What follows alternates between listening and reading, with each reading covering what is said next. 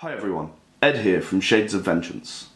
In this video, I'm going to talk about the hidden depths of the Dark Elf Empire. Now, the Dark Elf Empire contains more than just the Dark Elves, and that means that there's a wider range of flexibility that you can gain from playing certain cards.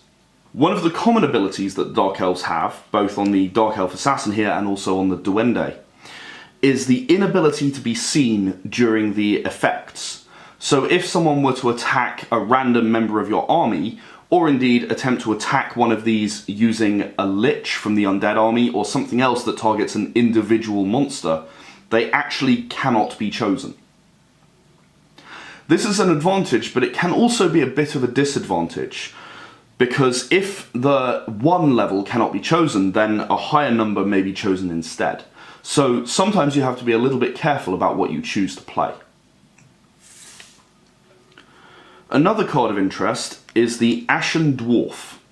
And the Ashen Dwarf, when it's attacked, will actually reflect back any effect on the monster that used it. So an accidental drawing of this when someone has targeted a monster for burning with a salamander would actually mean that the salamander is burned and destroyed and the Ashen Dwarf remains in your army.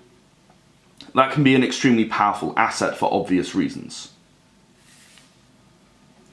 Next, I've got the Dark Elf Berserker. Now this, again, actually destroys a random monster from the army of your choice. So if it were to choose the Ashen Dwarf from an opposing army, then in fact it would destroy itself. This allows you to nominate an army and then choose a card at random, which will allow you to destroy it. The Teak Balang is another interesting individual card. This one has an ability called Trample, which allows you to destroy any monster of your choice as long as it has a power of 2 or less. Now, that can really tip the balance, especially if one of the enemies is playing a creatures deck and has a number of imps, because you can significantly reduce the power of their army. Next, we have the Dark Elf Empress. Now, she has the ability Shield, which means that if she is destroyed, for example, by a random selection or by targeted attacks, that actually means that she is not destroyed, and you have to destroy her a second time. You only destroy her shield the first time. So the Dark Elf Empress is a formidable opponent for any Evil Overlord to have on their side. Finally, the Dark Elf Empire actually has 2 individual cards which give a special bonus. There's the Diplomat card and the Revolt card. The Dark Elf Empire is quite interesting in this because one of them is a bonus and one of them is actually a penalty.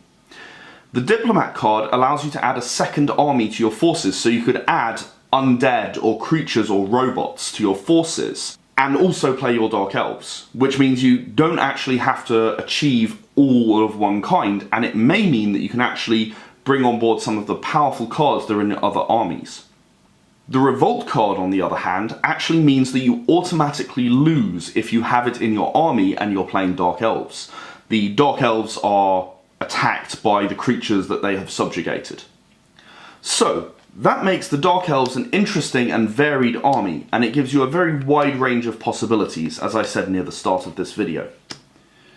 I hope you enjoyed this video, and please feel free to check out the other ones in this series.